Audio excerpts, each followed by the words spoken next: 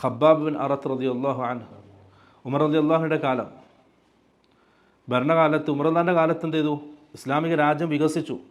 ഓരോ രാജ്യങ്ങളും ഇസ്ലാമിൻ്റെ കീഴിൽ വരികയാണ്. അപ്പോൾ നല്ല സുഭിക്ഷമായിട്ട് ഭക്ഷണം, വസ്ത്രം, എല്ലാവർക്കും സുഖ സൗകര്യങ്ങൾ, പ്രയാസങ്ങളില്ല, ബുദ്ധിമുട്ടില്ല. അപ്പോഴെല്ലാവരും ജനങ്ങൾ ദീനിൽ നിന്നും അകലുന്നു എന്നൊരു പേടി ഉമറുല്ലാഹിന് തോന്നി. ഉമറുല്ലാഹ് എന്ത് ചെയ്തു? പഴയ സഹാബാക്കളെ വിളിച്ചു, ആ ത്യാഗങ്ങൾ സഹിച്ച സഹാബാക്കൾ, മുൻഗാമികളെ വിളിച്ചു. എന്നിട്ട് ഖബ്ബാബ് ബിൻ അറത്തിനോട് പറഞ്ഞു, ഖബ്ബാബ് സദസ്സിലേക്ക് വിളിച്ചിട്ട്, ഇതാ ഈ ചെറുപ്പക്കാർക്ക് ആ മുൻകാലത്ത് നമ്മൾ റസൂലിൻ്റെ കൂടെ ഉണ്ടാകുമ്പോൾ നമ്മൾ സഹിച്ച ആ ത്യാഗം അത് ഒന്നെന്ത് ചെയ്യണം, സഹാബാക്കൾക്ക് പറഞ്ഞു കൊടുക്കണം. ഖബ്ബാബിന് അർത്ഥം ഒന്നും ചെയ്തില്ല. എന്താ ചെയ്തറിയോ? തിരിഞ്ഞു നിന്ന് അദ്ദേഹത്തിൻ്റെ ഈ കമീസ് ഒന്ന് പൊക്കി കാണിച്ചു കൊടുത്തു, പുറം ഭാഗം കാണിച്ചു കൊടുത്തു. സഹാബാക്കൾ പറയാണ്, വാരിയല്ല് കാണുന്ന രീതിയിൽ പുറത്തെന്തുണ്ടായിരുന്നു? വലിയ വലിയ ദ്വാരങ്ങളുണ്ടായിരുന്നു, ഓട്ടയുണ്ടായിരുന്നു. കാരണം ഖുറൈശികൾ അന്ന് ഉപദ്രവിച്ചതാണ്. എന്താണെന്ന് അറിയോ? വലിയ ഇരുമ്പുണ്ടല്ലോ, ആ ഇരുമ്പ് ചൂടാക്കിയിട്ട് അദ്ദേഹത്തിൻ്റെ പുറത്ത് കുത്തു. ഇറച്ചൽ ഇങ്ങനെ ഉരുകി ഒലിക്കും. എല്ല് കാണുന്ന രീതിയിൽ ഓട്ടകളുണ്ടായിരുന്നു പുറത്തു നിന്നാണ്. ആര്? ഖബ്ബാബ് ബിൻ അറത്ത് റളിയല്ലാഹു അൻഹു. അപ്പോൾ സഹാബാക്കൾ ഇത് കണ്ടു, ഖബ്ബാബ് ബിൻ അറത്ത് റളിയല്ലാഹുവിൻ്റെ പുറത്ത് ഈ ഓട്ട. അപ്പോൾ അദ്ദേഹത്തിന് സംസാരിക്കേണ്ടി വന്നില്ല, ആ രംഗം കാണിച്ചു കൊടുത്തു, അപ്പം തന്നെ തിരിഞ്ഞു. ഇതാണ് സഹാബാക്കൾ. നമ്മളൊന്ന് ആലോചിച്ച് നോക്കിയാൽ, നമ്മൾ ഇത്രയും വർഷം ജീവിച്ചിട്ട് അള്ളാഹിൻ്റെ ദീനിന് വേണ്ടി എന്താ പണിയെടുത്തത്? ഒന്ന് ചോദിച്ചാൽ മറുപടി പറയാൻ കഴിയുമോ? ഈ ഇരിക്കുന്ന എനിക്കോ നിങ്ങൾക്കോ പറയാൻ കഴിയുമോ? ഇത്രയും വർഷം ജീവിച്ചു, 10 വർഷം, 15, 20, 25, 30, 50, 60 വയസ്സായ ആൾക്കാർ വരെ ഉണ്ട്, ആണുങ്ങളായിട്ടും പെണ്ണുങ്ങളായിട്ടും. ഒന്ന് ചോദിക്കാണ്, ഇത്രയും വർഷം നീ ജീവിച്ചിട്ട് അള്ളാഹിൻ്റെ ഭൂമിയിൽ അള്ളാഹ് തന്ന എല്ലാ നിഅമത്തുകളും ഉപയോഗിച്ച് നീ ജീവിച്ചില്ലേ? അള്ളാഹിൻ്റെ ദീനിന് വേണ്ടി നീ എന്താ ചെയ്തേ? ഇല്ല, പറയപ്പെട്ടെ, നമുക്ക് പറയാൻ കഴിയില്ല. ഒന്നുമില്ല, വട്ടപൂജയാണ്. പെണ്ണായാലും ആണായാലും നമ്മളൊന്നും അള്ളാഹിൻ്റെ ദീനിന് വേണ്ടി ചെയ്തിട്ടില്ല. ഒരല്പ സമയം കൊടുക്കാൻ പോലും നമുക്ക് കഴിഞ്ഞിട്ടില്ല അള്ളാഹിൻ്റെ ദീനിന് വേണ്ടിയിട്ട്.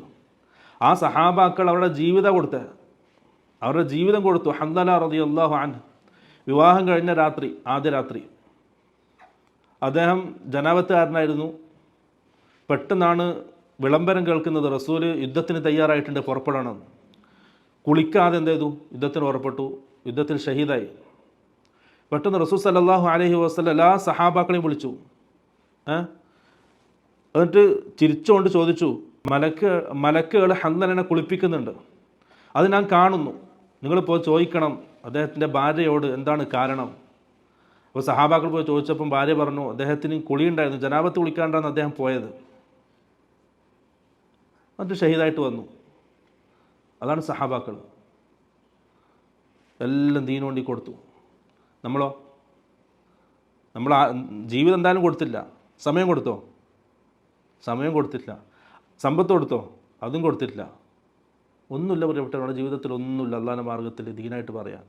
അതുകൊണ്ട് ഞാൻ പറയണം, കൂട്ടുകാരൻ പറയുന്നത് പോലെ, എനിക്ക് നിങ്ങളുടെ സുഹൃത്ത് പറയുന്നത് പോലെ പറയാം, പ്രിയമുള്ളവരെ, എന്തെങ്കിലും ചെയ്ത് ബാക്കി വെച്ചാൽ അത് ആഖിറത്തിലുണ്ടാവും. നമ്മളെല്ലാവരും എന്തായാലും അവിടെ എത്തും, ആരും ഒഴിവായി പോവില്ല, അല്ലേ? എനിക്ക് എങ്ങനെയെങ്കിലും രക്ഷപ്പെടാൻ തോന്നുന്നുണ്ടോ? ഞാൻ എങ്ങനെയെങ്കിലും അവിടെ എത്താണ്ട് രക്ഷപ്പെടാൻ തോന്നുന്നുണ്ടോ? അത് വെറും പാഴ് തോന്നൽ മാത്രമാണ്, അത് ഒരിക്കലും നടക്കില്ല. അപ്പോൾ പറഞ്ഞു വന്നത് എന്താ അറിയോ?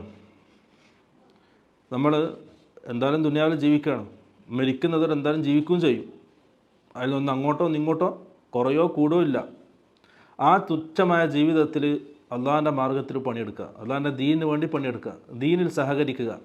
നമ്മുടെ സമ്പത്ത് കൊണ്ടാണെങ്കിലും ആരോഗ്യം കൊണ്ടാണെങ്കിലും സമയം കൊണ്ടാണെങ്കിലും എന്തെങ്കിലും ഒന്ന് ദീനിന് വേണ്ടി ചെയ്താൽ പ്രിയമുള്ളവരെ, അത് നല്ല ആഖിറത്തിൽ വലിയ മുതൽക്കൂട്ടാവും. ഇല്ലെങ്കിൽ ദുനിയാവിൽ ഇങ്ങനെ ജീവിക്കും, പഠിക്കും, കളിച്ച് തിരിച്ച് സ്കൂൾ കോളേജ് അതൊക്കെ കളിച്ച് തീർത്തങ്ങ് തീരും, പെട്ടെന്ന് തീരും. 5 വർഷം 6 വർഷം പെട്ടെന്ന് അങ്ങ് തീരും, കളിച്ച് തിരിച്ച് തീരും.